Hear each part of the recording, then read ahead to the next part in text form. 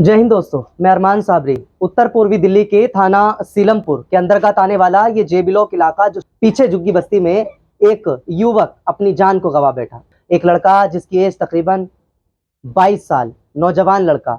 एक माँ और बाप जब अपने बच्चे को पालते हैं और उसके बारे में सोचते हैं तो क्या कुछ तमन्ना रहती होगी उन माँ बाप के लिए, आप सोच सकते हैं, समझ सकते हैं। लेकिन अफसोस कि एक वही करण नाम का लड़का जवान हो जाता है।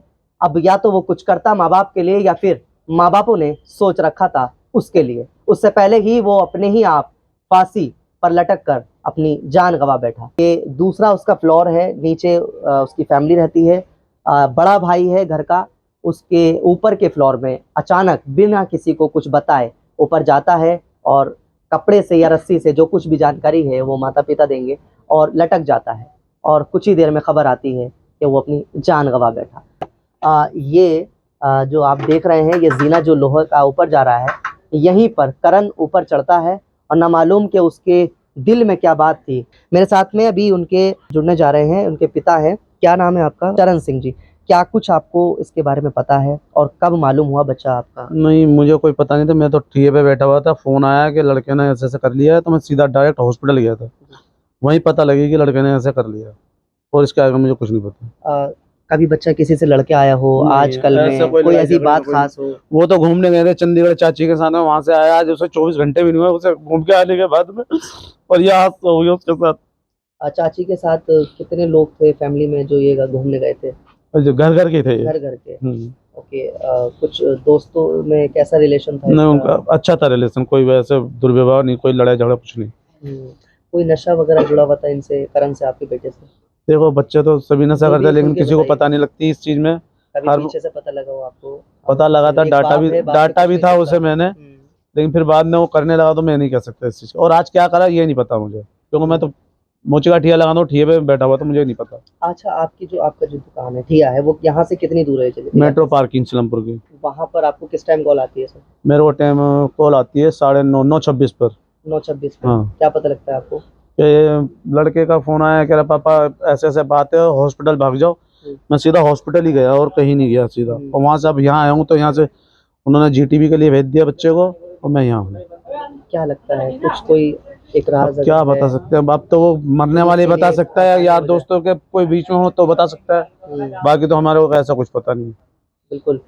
माँ है, बाप का सच में कुछ आंसू दिखते नहीं है और कुछ दर्द अंदर छुपे होते हैं। एक औलाद का, जवान औलाद का इस तरह से चले जाना, ये अपने आप में बहुत बड़ी बात है। माता जी उसकी जुड़ने जा रही है करण की। बहन जी, मुझे ये बताइए, आपको किस वक्त में कैसे हालात दिखे जब बच्चे के साथ ऐसा हुआ? जब मेरे को ऊपर गई तो मेरे को ऐसा नजदीक आ जाइए। जवान बिल्कुल सफेद दिखी, तो मैंने कही कि इसमें तो सांस ही नहीं लग रही। तो वो कह रहे नहीं कुछ नहीं, बेहोश हो गया, बेहोश हो गया वो। मैं यहाँ पर रो रही, पीट रही थी, तो जा रही थी, तो कह रहे नहीं तू हॉस्पिटल मत जा, वो तो अच्छा हो जाएगा, घर पे आ जाएगा। ये किसने बोला? जब बोल रहे सब बच्चे भी बोल रहे मेरे। चलिए, जिस वक्त में करण कितने बजे घर पे आए थे?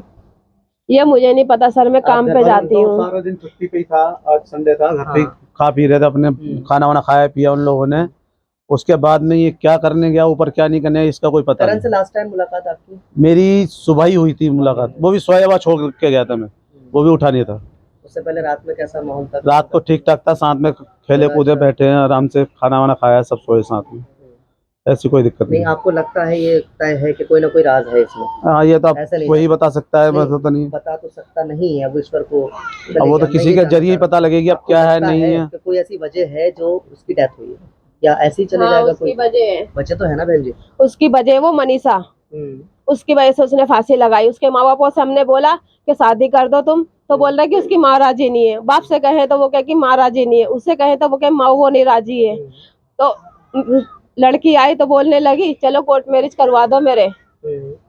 मनीषा कोई लड़की बता रही है, इससे हाँ, कोई रिलेशन था? हाँ, का तो कितने टाइम से? लगभग कम से कम 6-7 साल से। करण ने आपको बताया था? हाँ, तो मैंने उसके माँ बापों से बोला, तो उसके माँ बाप कह रहे अभी नहीं। तो मैंने की पढ़ रही थी तो पढ़ ले, तो उनने 12वीं पास कर ली। मैंने उसके बाद शादी करा दूंगी, उसके माँ बापों से बोला, उसके माँ बापों ने हाँ नहीं करा।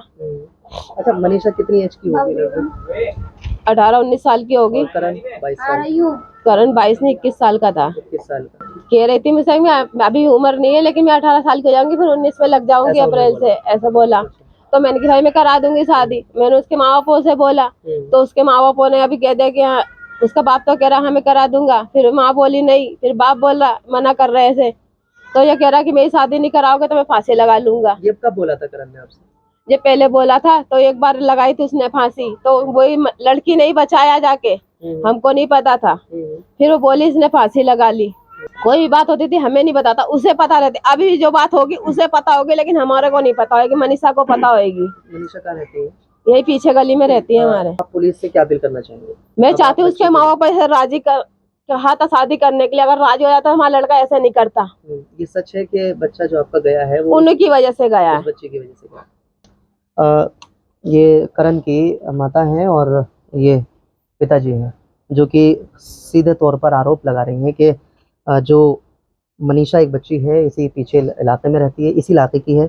आज के दौर के और माहौल के हिसाब से रिलेशनशिप सबके साथ होते हैं, लेकिन मनीषा जो है अभी स्टूडेंट थी, यानी बता रहे हैं कि क्लास में पढ़ा करती थी, जो कि 12th क्लास में थी। और उसके पेरेंट्स से बात जब हुई थी, यहाँ तक कि उस बच्ची से भी जब बात हुई है तो उसने कहा कि मैं क्लास क्लियर करके ही शादी करूँगी। बीच में कुछ और भी मसले हुए हैं, लेकिन एक आध बार बताया भी जा रहा है कि फांसी में और कोशिश करी ऐसा करने की, माता पिता ने रोक लिया और उस बच्ची ने खुद आकर के रोका।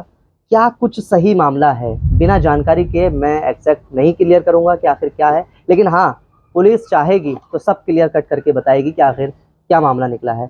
मैं करण की शांति की प्रार्थना करता हूँ और माता पिता के लिए सब्र की प्रार्थना करता हूँ कि जल्द से जल्द जो भी हो मामला क्लियर सामने आना चाहिए और सुरक्षित हो जाइए। ऐसे हालात के अगर आपके दिल में कोई ख़ास बात है, उस बच्चे के लिए हो या उस बच्ची के लिए, अगर आप इस लायक हैं तो ज़रूर अपने माता पिता से कोई बात हरगिज़ मत छुपाइए, क्योंकि सिवाय जाने वाला चले जाता है और अपनी यादों को छोड़ जाता है, लेकिन अफसोस वही होता है कि बस अब दुनिया में नहीं है। जाते जाते कहूँगा कि अपने पेरेंट्स को भी, माँ बाप को भी अपने बच्चों पर ख़ास नज़र रखनी चाहिए। किसके साथ चैट हो रही है, किसके साथ बातचीत हो रही है, किसके साथ क्या कुछ चल रहा है, माँ बाप को भी अपने बच्चों पर ख़ास नज़र रखनी चाहिए। आप लोग हमारे साथ उत्तर पूर्वी ज़िले के जे बिलो के इलाके के साथ जुड़े, इसके लिए बहुत शुक्रिया। Thank you very much.